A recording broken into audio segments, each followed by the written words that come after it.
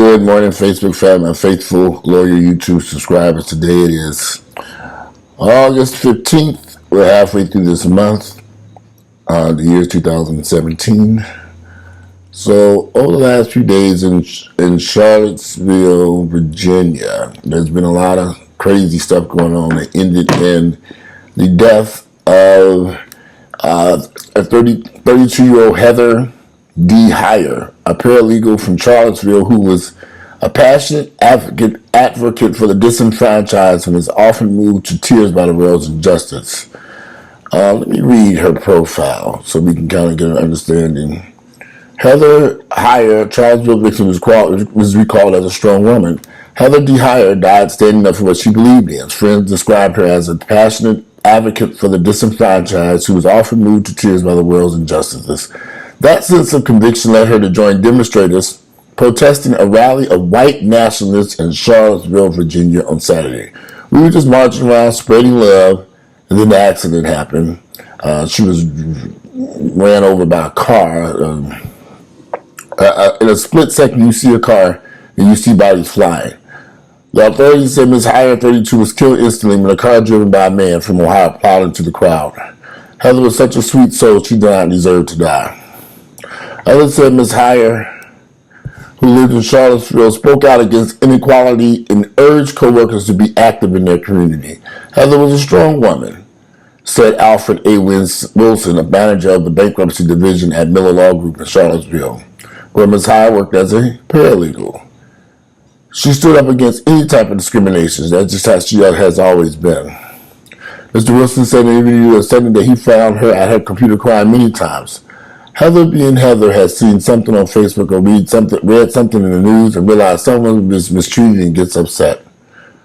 A couple of years ago, she was dating someone who became agitated after learning that Mr. Wilson was black and that they were friends.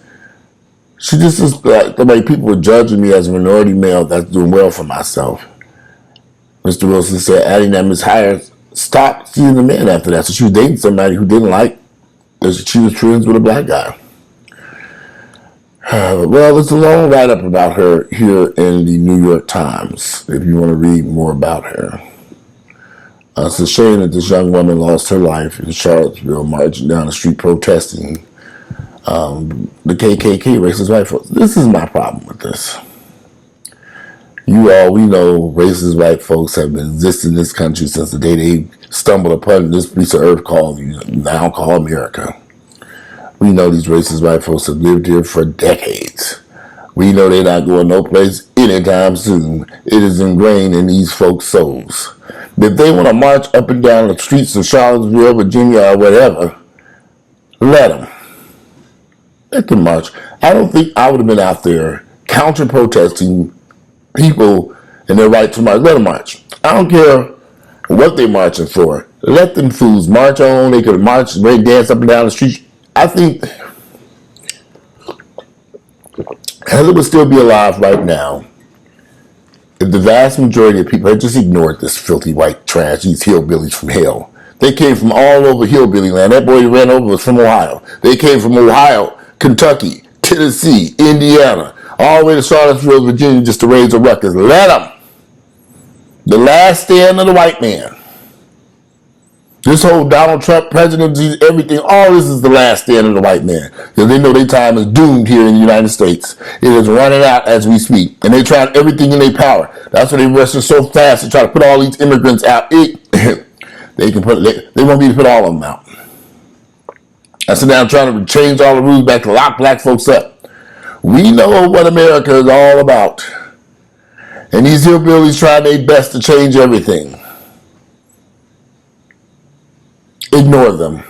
They're going to lose this battle. It's the wheels of justice are moving so swiftly. Yeah, we got Donald Trump in office. I blame us for more than anything how he got into office. But now he's there, we got to deal with this racist son of a bitch. He's just a racist, ignorant ass white boy who don't give a shit about nobody. I find Donald Trump to be entertaining. I find him to be entertaining. But I do think some of his rhetoric is dangerous. It's dangerous because we're paying attention to this foolish ass. Some people just have to ignore. When them protesters said that they were going to come out, it was a year ago, people out there protesting in Stone Mountain. And once again, the white supremacists, KKK, whatever you want to call them, I call them the average, everyday white Americans. That's what I see them. Shit, that's who they are. Everyday white loving Americans, apple pie, flag waving white boy Americans, but they can't stand your black ass. So here you go, they were out in Stone Mountain marching. Let them march. They can march all over Stone Mountain, avoid these fools. But of course, the protesters, they had counter protesters out there fighting with their asses. All right, let me tell y'all something. In the event that you ever call me and need me to come counter protest, I will hang up my phone so fast on your black ass. I don't have time for that foolishness. This is America. If they want to go out there and protest and march and sing and chant and hold tiki torches lit, let them. Ignore them. Let them march. I'm not going to go be out there and be counter, because see now, the whole counter protesting, now they're getting the attention that they're looking for. But if you just ignore them and go about your damn day, God, we're going to Houston to get a steak, honey. We ain't thinking about them white boys from Kentucky. We know racism exists in this country. It's going to always exist here. If you don't know racism exists, one thing I do know about white folks, living in America with white folks is like living in this house with Earl. Let me rephrase that. Living in America with white folks is like living with a person having severe problems. And they won't accept that they have these problems. They won't look in the mirror and realize, I got some motherfucking issues. These white folks in America will never change. Yeah, we got a few Heather Hires running around here. A few. Maybe more than a few. There are a lot of white folks who down for the cause. I get it. But we have to understand something. The vast majority of good old everyday white folks are in it for themselves to protect their own assets and family. That's what this whole shit's about. When they brought slaves here to this country, they brought them here to work for free as employees. They didn't want to pay these motherfuckers because they were looking at their own bottom line and what would financially help them. Nothing has changed. This is what this is all about, money. They don't care about you black folks. But they do care about you making money on their time, taking their jobs away, and their opportunities in their minds. Some of them white boys out there marching and protesting get good paying jobs. Now they're losing their jobs left and right. Because people are calling them out, taking pictures of them, putting them on social media, and having their jobs, exposing them, and their employers. And employees are like, okay, we can't keep this old racist white boy here. You know, it's so funny. Now y'all know I've been to prison, and I served time. When I was in prison, the prison system was very, and it still continues today to be very segregated. You got your whites on one side, you got the blacks on the other. The funny thing is I was an out black gay guy in the prison system. Whites and blacks couldn't stand each other, but then white boys loved me. Oh boy. You know, I don't know. I ain't never been a white guy before in my entire life. I don't know anything about white folks. I'm in prison. I'm over there with black folks. Every opportunity, them white boys went through great lengths to get me to be a part of their team. I'm thinking, well, what y'all want me over there for? Well, you want to come sit with us? Now, why would I go sit with these white boys? And I'm sitting over here with the black guys. So I can get my head bust open by these niggas when I come back over here. Them white boys were very aggressive. And a couple of black guys would go over there and sit with them. A couple of the gay guys said, okay, y'all go over there and sit. Why are you entertaining these white boys? I'm talking about racist rednecks, couldn't stand niggas, hated niggas, all this black racist shit and all this stuff. But when they saw somebody gay, that's what I've always looked. The reason I bring that up, I've looked at interracial relationships, and I know what they are for. It's just some people are attracted to certain things. Doesn't mean they're not racist. The white boys wanted the black gays to come hang out with them. And they stand in the beach just laugh and joke and play with them, have sex with them, but they still couldn't stand no niggas. I refused to go. And one day, one of the white guys hit me up in one of the weight rooms, and he was like, "Why would you come over there with us?" And I was like, "Look, I got a nigga over here that I'm taking care of me quite well. I'm not going to play this game on this campus. We going back and forth between. And then finally, I told him, I said, I really don't even know why y'all want. Why would you? I don't even know why y'all want these black folks over there when y'all all clearly say you can't stand black folks. But I don't like niggers. And I'm looking at him like, okay, did this white boy just say he don't like niggas? Do you think I am some type of special species because I'm gay? Because I know that doesn't mean I'm no longer a nigga in your eyes. I am not that stupid. I don't think it's possible for me. I don't think it's ever going to be possible for me to ever enter into an interracial relationship with someone white. It'd have to be some type, and I don't have nothing against white folks. I know you some kind, loving folks out there who love black folks. A few of y'all, rest y'all some racist crackers, but a few of you all do love some black folks. I'm down for the cause. You will eat some sweet potatoes, chitlins, and collard greens to prove that you love black people. You want to eat just a little bit of it though. But I couldn't see myself with a white guy.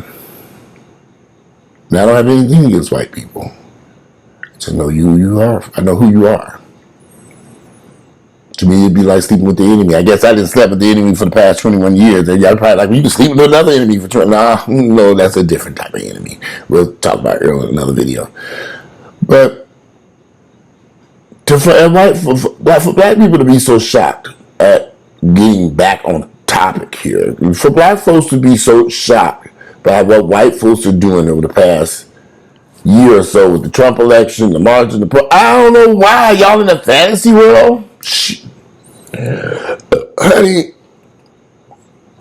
when I moved to Buckhead in 2001, about that big expensive house up there in White Land, you think the white folks are happy to see us niggas pull up there and park our trucks and start working on houses?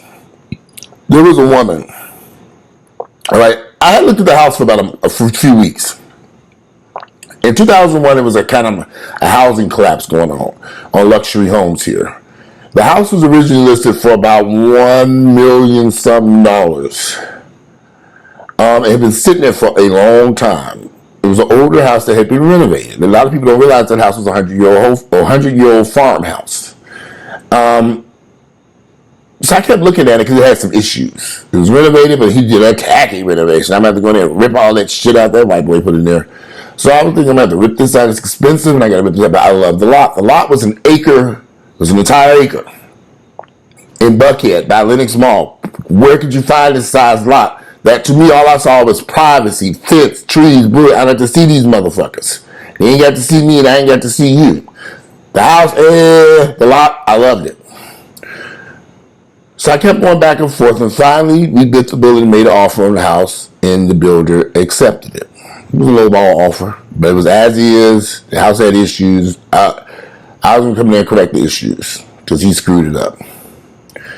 I was over there with a friend of mine. We were trying to figure out where we're going to put the pool at in the backyard. I stuck the pool in the wrong place in retrospect. I should have stuck it more over out in the sun so it could have stayed nice and wet. Water under the bridge now. But we were out there with a couple contractors at the pool company, Sylvan Pools, me and some friends. We were looking around the hot property trying to figure out, okay, now what are we going to do with this big ass lot? Because this is massive. It was an acre. I'm trying to figure out landscaping, the ink wouldn't even drown the damn contract. All of a sudden, a white woman appears. Like, nobody saw her walk up, anything. She just appeared. And we're in the backyard of the house. So, they have to come down that long-ass driveway, through the front door, through the house, and come to the back of the house and come out there to find the nigga who buying the house. She walks up to me, and she just says, "Are you going to cut your grass?" Now, this kind of threw me because I'm thinking, what is she talking about? Cut what grass? I'm looking at the grass. I'm like, the grass look cut to me. What is she? Is she talking to me? I'm trying to figure out because she came right up to me in my face. Like, this is like, you too close. You're in the danger zone right now. Bitch had did that shit today in 2017. I'd have knocked her ass out. But I was young, polite, African American young kid, excited about this house. I'm 31 years of age. She comes up to me and she just literally said, "Are you gonna cut your grass?" So I'm kind of perplexed by this whole thing, and I saw the pool guy kind of look at her, and he walked away. He looked at her like, oh. And he just kind of walked. And I done worked multiple pools with this guy. He walked away. And then she said it again. I just want to know, are you going to cut your grass? And so now it's starting to click in my mind. Okay, this bitch talking to me, and she guess she's trying to ask me, I'm going to cut this grass when I move into this house. And I told her, I said, ma'am, there really is no grass to cut here. It's all weeds. I'm about to rip all this grass out and put a sprinkler system and put downside. There's no grass here. Just look around. It's all weeds. Well, I'm going to put down some nice side. So I was telling her all the nice improvements. I said, we're going to put a pool. We're going to do this. That bitch didn't want to hear that shit. She didn't want to hear none of it. She just did like this. Y'all said, you going to do a pool and a fence. That bitch became the thorn in my side. But see, I could have eliminated her ass from day one if I'd have slapped the shit out of her fucking ass and chased her and grabbed her by that long ass hair and grabbed her by that hair and drug her to that front door and back up that long driveway, back to that house, out that front door, and back to that damn street and tossed her ass out there and said, bitch, don't you ever bring your white ass over here no more. And that's what the Walter Hampton of 2017 would do today. Drug her ass back to where she did it off my fucking property, bitch. That's what should have happened. And I would have eliminated all those issues. And we had issue after issue after issue after issue with this white bitch. She wouldn't give up. Nothing was too happy for her. And I had to ask her several times a few years later, why are you so worried about this fucking house? You want a postage-sized stamped lot, a tiny little lot with all them damn kids. Get your ass back over there and stay over there, bitch. We got into it. I cussed her ass out. I said, okay, enough of this white heifer. I had to go there with that white bitch. That bitch probably about the same age as me, looking old as hell. They operate. When that heifer found out I was doing all this lovely stuff to that house over there, she didn't like it. She didn't like the fence. She didn't like the electric gate. Why do we need a pool? There's a bitch, I want a pool for my own use. Why are you over here questioning why we getting a goddamn pool? There was another incident in my neighborhood. You know, the only niggas over there at this point. Two incidents that I can remember that come to mind. Right across the street, there was an older white gay man. There were a lot of gays in the neighborhood, all up and down the streets, gay couples everywhere. But across the street was an older white gay man. His partner had died. He was still in the house. He was trying to sell a house forever. He finally did sell that house too.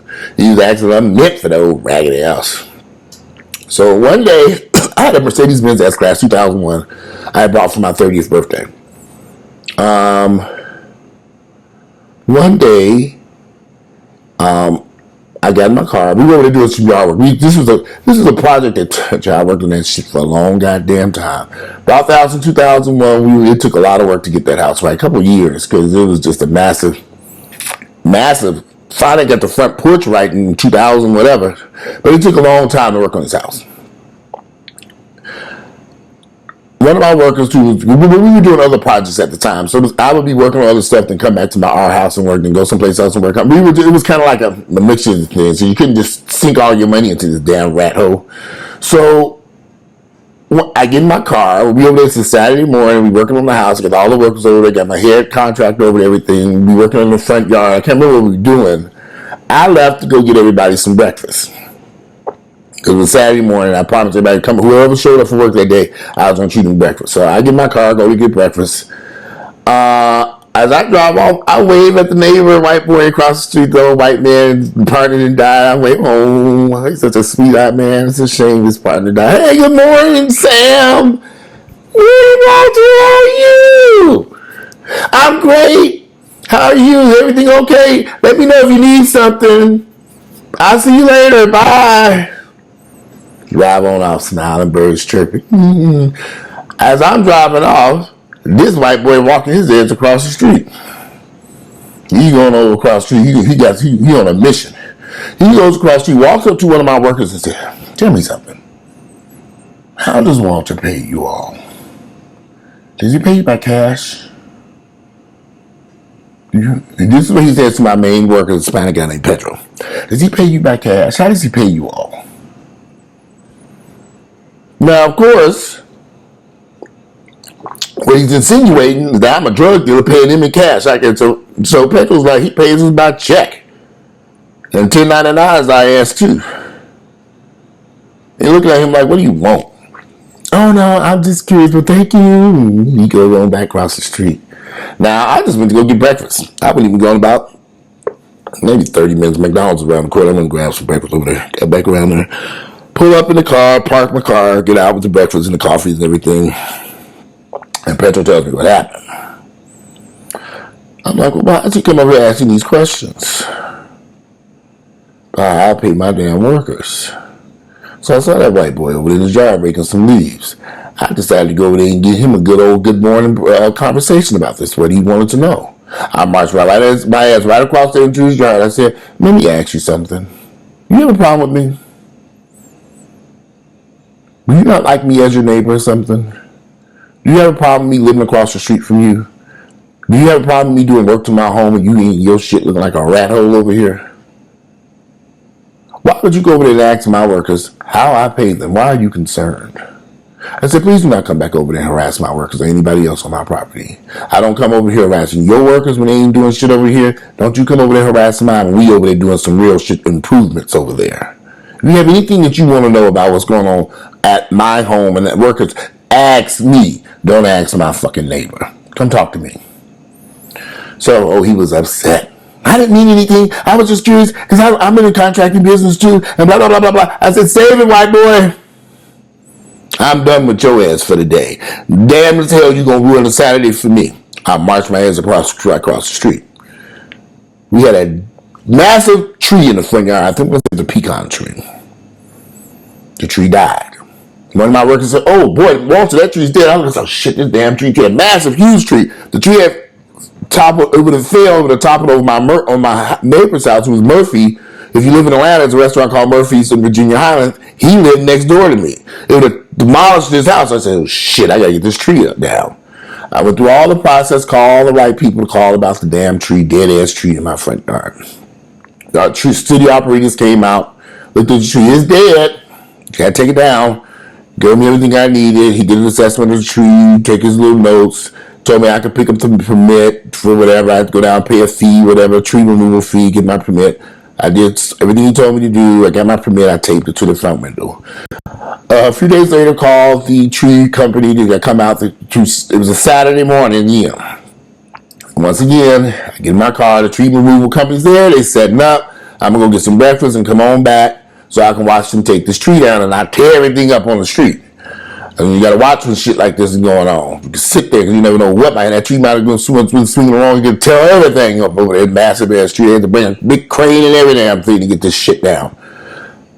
I get to. I went to the original pancake house was around the corner. I'm sitting at the table eating breakfast. Hey, Walter, good morning. Yeah, how y'all doing? Everybody fine? Oh yeah, because I knew all the people up there. I was eating up there all the time. I'm eating breakfast, and one of the workers from the tree company calls and said, Mr. Hampton, you must come back home immediately. We have a problem. You must come. Hurry. We can't. You hurry, please. So I'm thinking, okay, something went awry here. And his English wasn't all that great. So he couldn't tell me what was going on. So I had to quickly jump up, grab my food, say, box this shit up. I got to get back around in this damn house. Box this shit up. I race out the restaurant. I almost didn't pay. The other guy was like, what's going on? Just come back and pay later. Go see what's going on. I said, let me pay. They got around the corner, jumped in my car, speed, it was 5 minutes away. Pulled up to the house. All these white folks standing around, a crowd of white people. Police officers there. I'm like, did somebody get killed? So I pull into the driveway. Police officers talking to the white folks. Police cars there, all these people, about 2 or 3 police cars. And I'm thinking, nothing going on here. The tree people standing to the side, talking to themselves. Nothing's being done. The tree's still there. So I get out of my car, and one of the officers, a white guy, sees me. He comes over. He said, "Oh, are you Mr. Hampton?" I said, "Yes." He said, "May I ask you a question about the tree?" He said, "Do you have a permit to remove the tree?" I said, "Yeah, it's right there hanging on the window." So he said, "May I see that permit?" I said, "Yeah." So I go inside the house, open the door, turn off the alarm, go inside. Take the permit down. It was taped to the front window. Give it to him. He reads it. That white officer proceeds to call his captain, who proceeded to call the phone number on the permit, who proceeded to call the operators who wrote the permit. That operator had to come out there out to my home and explaining them crackers standing up on that curb why we were taking that dead ass fucking tree down. And you could clearly see was dead as a damn doorknob. They wanted to know. They were asking all these questions. They wanted to make sure that the tree company was licensed, that they have insurance. And the officer asked me, he said, just stay here in the house and let me handle this. So as I'm sitting in the house, more police officers pull up. It's a big old crowd of white folks. They were about a fucking tree in my front yard. So I called her and I said, you wouldn't believe what's going on over here. This is shocking. The neighbors are all pissed because I'm taking down a dead-ass tree. Why are they concerned about this dead tree? It was all white folks. There had about 20 or 30 of them out there. They didn't call each other. He's taking down a tree! They had to say, look, the tree's dying. It's dead. Most of it'll be gone if he continues. So the operator, he explained to them. He sat there talking with the people and talking to people and talking to people and talking to people. Of course, the officers kept telling me, don't go out there, stay, because I'm going to go out there and cuss them motherfuckers out. He said, please, just keep the peace on this beautiful Saturday morning. I know how white folks operate. They can't stand a black man who's having success. I know how they operate. I've seen their racist behavior up close and personal. This video's a bit longer than I like, and I did get the tree down that day. The motherfuckers was pissed. A dead-ass tree. It had to come down. But anyway, this video's longer than I wanted. If you like my videos, click like, share them with family members and friends. I'm sorry Heather lost her life out there marching around with the counter-protesting. She should have been at home ignoring them ignorant-ass people. She should have said, I know my people, ignore them. Stay at home. Sometimes you have to ignore foolishness. It's like them folks standing outside in front of my house raising hell about a dead-ass tree that's on my property that I had went through all the proper protocols to have removed. They still wasn't happy. I ignored them bitches until I sold that house and got the fuck out that neighborhood. And I'm going to go back to that neighborhood. I love the neighborhood. I'll do it the same way I just did it, ignore them bitches. And that's what I did. Anyway, if you like my videos, click like, share them with family members and friends. I look forward to reading you all's comments. I'm out of here and enjoy your Tuesday. It's August the 15th. The year is 2017. I'm out.